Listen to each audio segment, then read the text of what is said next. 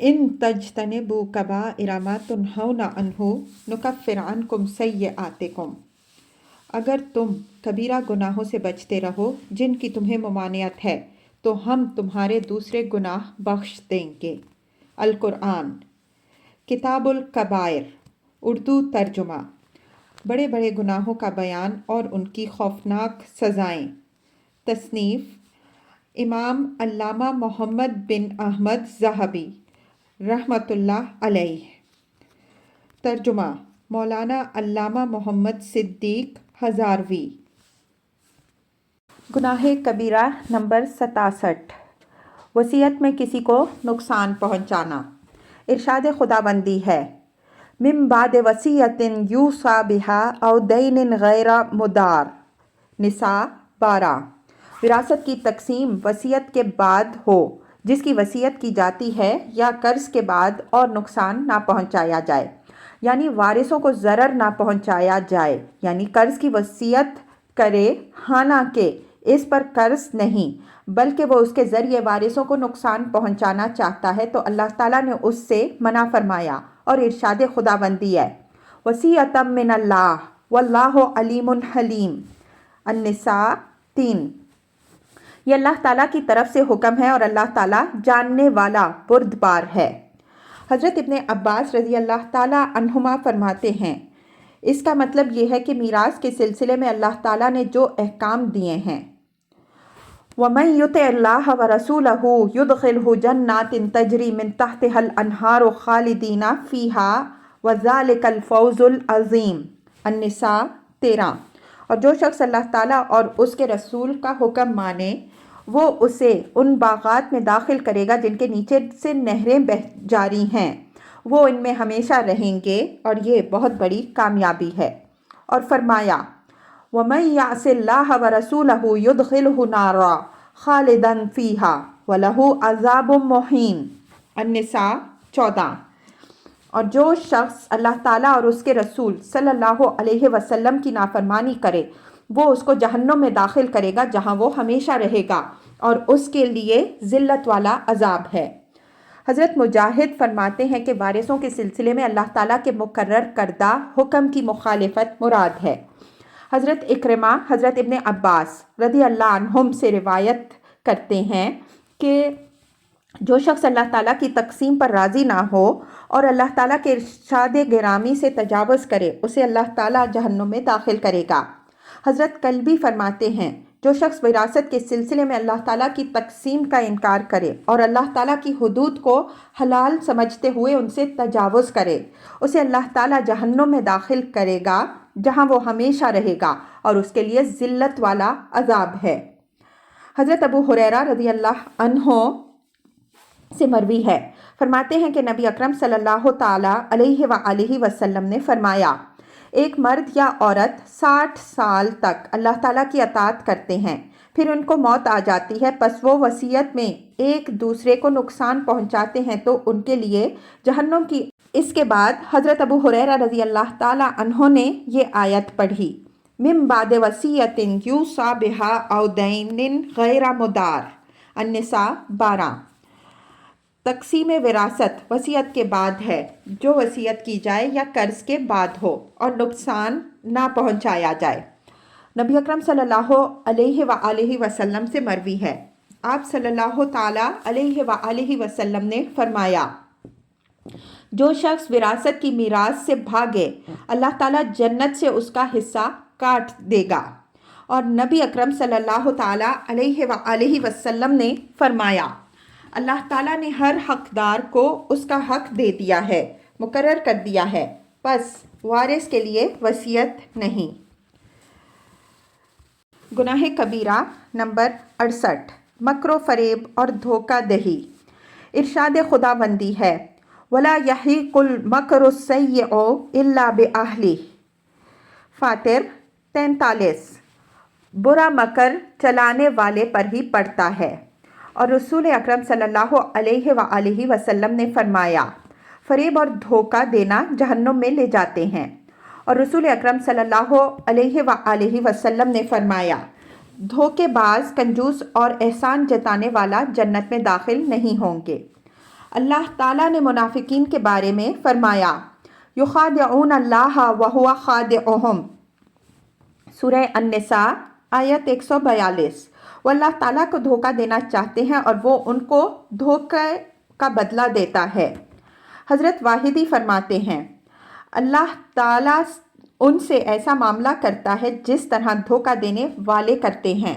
وہ یوں کہ ان کو نور دیا جائے گا جس طرح مومنوں کو دیا جائے گا، تو جب وہ پل صراط پر چلیں گے تو ان کا نور بجھا دیا جائے گا اور وہ اندھیرے میں رہیں گے۔ نبی اکرم صلی اللہ تعالیٰ علیہ وآلہ وسلم نے ایک حدیث میں فرمایا جہنمی 5 قسم کے لوگ ہیں، ان میں سے اس آدمی کا بھی ذکر فرمایا جو صبح و شام تمہیں تمہارے اہل و مال کے حوالے سے دھوکہ دیتا ہے۔ گناہ کبیرہ نمبر 69، مسلمانوں کی جاسوسی کرنا۔ اس سلسلے میں حضرت حاتب بن ابی بلتہ رضی اللہ عنہ سے متعلق حدیث ہے۔ حضرت عمر فاروق رضی اللہ عنہ نے ان کو قتل کرنے کا ارادہ کیا تو نبی اکرم صلی اللہ تعالیٰ علیہ وآلہ وسلم نے ان کے قتل سے اس لیے منع کیا کہ وہ اہل بدر میں سے تھے۔ جس کسی شخص کی جاسوسی سے اسلام اور مسلمان کمزور ہو جائیں یا کوئی قتل ہو جائے، قیدی بن جائے یا اس کا مال اچک لیا جائے تو ایسا شخص ان لوگوں میں شمار ہوتا ہے جو زمین میں فساد پھیلاتے ہیں، کھیتیوں اور لوگوں کو ہلاک کرتے ہیں، تو ان کو قتل کرنے کا حکم ہے اور ان پر عذاب ثابت ہے۔ بس ہم اللہ تعالیٰ سے عفو و عافیت کا سوال کرتے ہیں، لہٰذا ضروری ہے کہ ہر جاسوسی کرنے والے کو معلوم ہو کہ چغلی ان بڑے بڑے کاموں میں سے ہے جو حرام ہیں۔ تو جاسوسی کرنے والے کا چغلی کھانا بہت بڑا گناہ ہے۔ ہم اس اللہ تعالیٰ کی پناہ چاہتے ہیں اور اس سے عفو و عافیت کا سوال کرتے ہیں، وہ مہربان، خبر رکھنے والا اور جود و کرم کا مالک ہے۔ گناہ کبیرہ نمبر 70، صحابہ کرام رضی اللہ عنہم اجمعین کو گالی دینا۔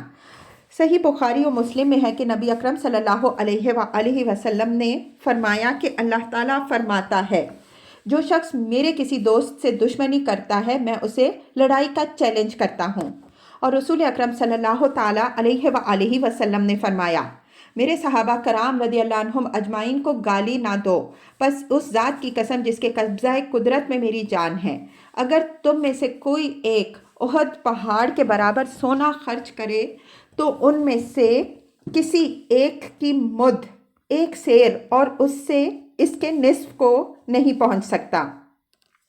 اور نبی اکرم صلی اللہ تعالیٰ علیہ وآلہ وسلم نے فرمایا میرے صحابہ کرام کے بارے میں اللہ تعالیٰ سے ڈرو، میرے بعد ان کو نشانہ نہ بنانا، بس جس نے ان سے محبت کی انہوں نے میری محبت کی وجہ سے ان سے محبت کی، اور جس نے ان سے بغض رکھا انہوں نے مجھ سے بغض کی وجہ سے ان سے نفرت کی، اور جس نے ان کو تکلیف پہنچائی اس نے مجھے تکلیف پہنچائی، اور جس نے مجھے اذیت دی اس نے اللہ تعالیٰ کو اذیت پہنچائی، اور جس نے اللہ تعالیٰ کو اذیت دی قریب ہے کہ اللہ تعالیٰ اسے پکڑے۔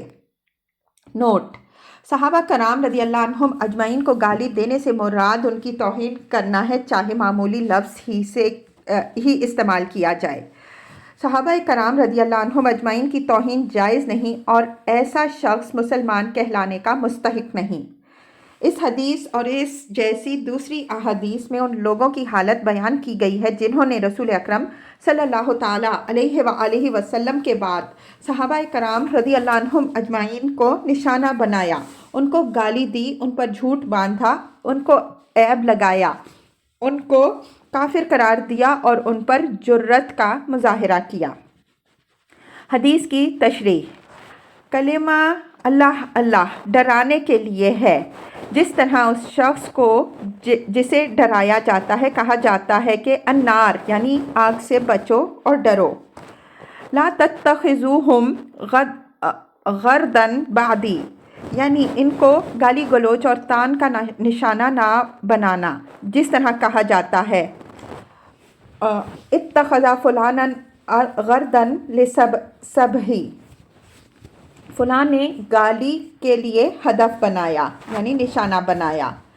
فمن احبہم سے ابغضہم تک یہ عبارت صحابہ کرام رضی اللہ عنہم اجمعین کے فضائل و مناقب پر دلالت کرتی ہے، کیونکہ صحابہ کرام رضی اللہ عنہم اجمعین سے محبت کی بنیاد یہ ہے کہ وہ نبی اکرم صلی اللہ علیہ وآلہ وسلم کے صحابہ کرام ہیں۔ انہوں نے آپ صلی اللہ علیہ وآلہ وسلم کی مدد کی، آپ صلی اللہ علیہ وآلہ وسلم پر ایمان لائے، آپ صلی اللہ علیہ وآلہ وسلم کی تعظیم کی اور جان و مال کے ذریعے آپ صلی اللہ علیہ وآلہ وسلم کی غمخواری کی۔ بس جس نے ان سے محبت کی اس نے نبی اکرم صلی اللہ علیہ وآلہ وسلم سے محبت کی۔ تو صحابہ کرام کی محبت رسول اکرم صلی اللہ علیہ وآلہ وسلم کی محبت کا عنوان ہے، اور ان سے بغض رسول اکرم صلی اللہ علیہ وآلہ وسلم سے بغض کا عنوان ہے، جیسے صحیح حدیث میں ہے، انصار سے محبت ایمان ہے اور ان سے بغض منافقت۔ اس کی وجہ یہ ہے کہ ان لوگوں نے ایمان میں سبقت کی اور رسول اکرم صلی اللہ علیہ وآلہ وسلم کے سامنے اللہ تعالیٰ کے دشمنوں سے جہاد کیا۔ اسی طرح حضرت علی مرتضیٰ رضی اللہ تعالیٰ عنہ کی محبت ایمان کی علامت اور آپ سے بغض منافقت کی علامت ہے۔ صحابہ کرام رضی اللہ تعالیٰ عنہم کے فضائل کا علم اس طرح حاصل ہوگا کہ ان کے احوال، سیرتوں اور آثار کا مطالعہ کیا جائے، ان میں غور و فکر کیا جائے، وہ رسول اکرم صلی اللہ تعالیٰ علیہ وآلہ وسلم کی حیات طیبہ میں ہوں یا آپ کے بعد۔ ان لوگوں نے ایمان میں سبقت کی، اسی طرح کفار سے جہاد کیا، اشاعت اسلام، شعائر اسلام کے اظہار، اللہ تعالیٰ اور اس کے رسول صلی اللہ علیہ وآلہ وسلم کے کلمہ کو بلند کرنے، آپ صلی اللہ علیہ وآلہ وسلم کے بتائے ہوئے فرائض و سنن کی تعلیم میں تمام امت سے سبقت کی۔ اگر یہ نفوس قدسیہ نہ ہوتے تو ہمارے سامنے دین کی اصل اور فرع کچھ بھی نہ پہنچتا، اور ہمیں فرائض و سنن میں سے کسی فرض اور سنت کا علم نہ ہوتا، اور نہ ہی ہم احادیث و اخبار کا کچھ علم حاصل کر سکتے۔ بس جو شخص ان کی پاکیزہ ذاتوں پر طعن کرے، ان کو گالی گلوچ کرے، تو وہ دین سے نکل گیا اور مسلمانوں کی ملت سے بھی خارج ہو گیا، کیونکہ طعن کی وجہ سے ان کے بارے میں برا عقیدہ رکھنا اور دل میں کینہ رکھنا نیز اللہ تعالیٰ نے اپنی کتب میں ان کی تعریف میں جو کچھ فرمایا، اور نبی اکرم صلی اللہ علیہ وآلہ وسلم نے ان کے فضائل و مناقب اور ان سے محبت کے بارے میں جو کچھ ارشاد فرمایا اس سے انکار کرنا ہے۔ علاوہ ازیں جو کچھ ہم تک منتقل ہوا اس کا سب سے عمدہ وسیلہ صحابہ کرام رضی اللہ عنہم اجمعین ہیں، اور وسائل میں طعن اصل میں طعن ہوتا ہے، اور نقل کرنے والے کو حقیر جاننا، منقول کو معمولی سمجھنا ہے۔ یہ بات غور و فکر کرنے والوں کے لیے ظاہر ہے، اور اس طرح منافقت اور بے دینی سے بچ سکتے ہیں، اور تمہارے لیے وہی بات کافی ہے جو احادیث میں آتی ہے، جیسا کہ نبی اکرم صلی اللہ تعالیٰ علیہ وآلہ وسلم نے فرمایا، اللہ تعالیٰ نے مجھے پسند فرمایا اور میرے لیے صحابہ کو پسند فرمایا، بس میرے لیے ان میں وزیر، مددگار اور سسرالی بنائے، بس جو ان کو گالی دے اس پر اللہ تعالیٰ، فرشتوں اور تمام مسلمانوں کی لعنت ہے۔ قیامت کے دن اللہ تعالیٰ اس کے کسی فرض اور نفل کو قبول نہیں کرے گا۔ حضرت انس بن مالک رضی اللہ عنہ سے مروی ہے، فرماتے ہیں نبی اکرم صلی اللہ علیہ وآلہ وسلم کے صحابہ کرام رضی اللہ عنہم اجمعین میں سے بعض نے کہا کہ ہمیں گالی دی جاتی ہے، تو رسول اکرم صلی اللہ علیہ وآلہ وسلم نے فرمایا، جس نے میرے صحابہ کرام رضی اللہ عنہم اجمعین کو گالی دی اس پر اللہ تعالیٰ، فرشتوں اور تمام لوگوں کی لعنت ہے۔ اور انہی سے مروی ہے کہ نبی اکرم صلی اللہ علیہ وآلہ وسلم نے فرمایا، بے شک اللہ تعالیٰ نے مجھے پسند فرمایا اور میرے لیے میرے صحابہ کو پسند فرمایا، اور میرے صحابہ کرام بھائی اور سسرال والے بنائے، اور عنقریب ان کے بعد کچھ لوگ آئیں گے جو ان میں عیب نکالیں گے اور ان کی توہین کریں گے، نہ ان کے ساتھ کھانا اور نہ پینا، اور نہ ہی ان کے ساتھ نکاح کرنا، ان کی نماز جنازہ نہ پڑھنا اور ان کے ساتھ مل کر نماز نہ پڑھنا۔ حضرت عبداللہ بن مسعود رضی اللہ تعالیٰ عنہ سے مروی ہے کہ نبی اکرم صلی اللہ علیہ وآلہ وسلم نے فرمایا، جب میرے صحابہ کرام رضی اللہ عنہم اجمعین کا ذکر ہو تو خاموش رہو، جب ستاروں کا ذکر ہو تو خاموش رہو، اور جب تقدیر کا ذکر ہو تو خاموش رہو۔ علماء کرام فرماتے ہیں اس کا مطلب یہ ہے کہ جب مخلوق کے بارے میں تقدیر کے راز پر بحث ہو تو خاموش رہو، کیونکہ یہ خاموشی ایمان کی علامت اور اللہ تعالیٰ کے حکم کو تسلیم کرنا ہے۔ یہی حال ستاروں کا ہے۔ جو شخص یہ عقیدہ رکھے کہ وہ خود عمل کرنے والے ہیں یا ان میں ارادہ خداوندی کے بغیر تاثیر ہے تو وہ مشرک ہیں۔ اسی طرح جو شخص نبی اکرم صلی اللہ علیہ وآلہ وسلم کے صحابہ کرام رضی اللہ عنہم اجمعین کی کسی طرح برائی بیان کرے، ان کی خامیاں تلاش کرے، ان کے عیب بیان کرے اور ان عیبوں کو ان کی ذوات قدسیہ کی طرف منسوب کرے تو وہ منافق ہے۔ بلکہ مسلمانوں پر اللہ تعالیٰ اور اس کے رسول صلی اللہ علیہ وآلہ وسلم سے محبت واجب ہے۔ وہ جو کچھ لائے ہیں اور جس حکم کو قائم کرنے کا حکم دیا ہے، اس سے محبت کرنا، نیز آپ کی سیرت و سنت پر عمل کرنے والے، آپ کی آل، صحابہ کرام، آپ کی ازواج مطہرات، اولاد، غلاموں اور خادموں سے محبت کرنا بھی ضروری ہے۔ جو لوگ ان شخصیات سے محبت کرتے ہیں، ان سے محبت کرنا، اور جو ان سے بغض رکھتے ہیں، ان سے بغض رکھنا بھی ضروری ہے، کیونکہ ایمان کی مضبوط رسی اللہ تعالیٰ کے لیے محبت اور اللہ تعالیٰ کے لیے بغض ہے۔ حضرت ابو ایوب سختیانی رضی اللہ عنہ فرماتے ہیں، جس نے حضرت ابو بکر صدیق رضی اللہ عنہ سے محبت کی، اس نے دین کا مینار کھڑا کیا۔ جس نے عمر فاروق رضی اللہ عنہ سے محبت کی، اس نے راستہ واضح کیا۔ جس نے حضرت عثمان غنی رضی اللہ عنہ سے محبت کی، وہ اللہ تعالیٰ کے نور سے روشن ہوا، اور جس نے حضرت علی رضی اللہ عنہ سے محبت کی، اس نے مضبوط رسی کو تھاما، اور جس نے صحابہ کرام رضی اللہ عنہم اجمعین کے بارے میں اچھی بات کہی، وہ منافقت سے بری ہے۔ صحابہ کرام رضی اللہ عنہم اجمعین کے مناقب و فضائل بے شمار ہیں، اور علماء اہل سنت 10 صحابہ کے لیے جنت کی خوشخبری پر متفق ہیں، اور ان 10 میں سے حضرت ابو بکر صدیق رضی اللہ تعالیٰ عنہ سب سے افضل ہیں، پھر حضرت عمر بن خطاب رضی اللہ عنہ، ان کے بعد حضرت عثمان بن عفان رضی اللہ عنہ، پھر حضرت علی رضی اللہ عنہ ہیں، اور اس بات میں وہی شخص کر سکتا ہے جو منافق، بدعتی، خبیث ہے۔ حضرت ارباز بن ساریہ رضی اللہ تعالیٰ عنہ نے روایت کیا کہ نبی اکرم صلی اللہ علیہ وآلہ وسلم نے فرمایا، تم پر میری سنت اور میرے بعد ہدایت دینے والے ہدایت یافتہ خلفاء کی سنت پر عمل ضروری ہے، اسے مضبوطی سے پکڑو اور نئے کاموں سے بچو۔ خلفائے راشدین حضرت صدیق اکبر، حضرت عمر فاروق، حضرت عثمان غنی اور حضرت علی المرتضیٰ رضی اللہ تعالیٰ عنہم ہیں، اور اللہ تعالیٰ نے حضرت ابو بکر صدیق رضی اللہ تعالیٰ عنہ کی فضیلت میں کئی آیات اتاری ہیں۔ ارشاد خداوندی ہے، وَلَا يَأْتَلِ أُولُو الْفَضْلِ مِنْكُمْ وَالسَّعَةِ أَنْ يُؤْتُوا أُولِي الْقُرْبَى وَالْمَسَاكِينَ۔ النور 22۔ اور تم میں سے فضل اور وسعت والے قسم نہ کھائیں کہ وہ قریبی رشتہ داروں اور مساکین کو نہیں دیں گے۔ اس میں کوئی اختلاف نہیں کہ یہ آیت آپ کے بارے میں نازل ہوئی تو آپ کو فضل والا قرار دینا اس بات کی دلیل ہے کہ اللہ تعالیٰ آپ پر راضی ہے۔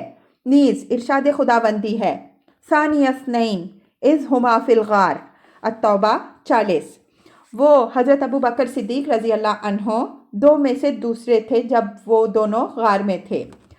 اس میں بھی کوئی شک نہیں کہ یہ آیت حضرت ابو بکر صدیق رضی اللہ تعالیٰ عنہ کے بارے میں ہے۔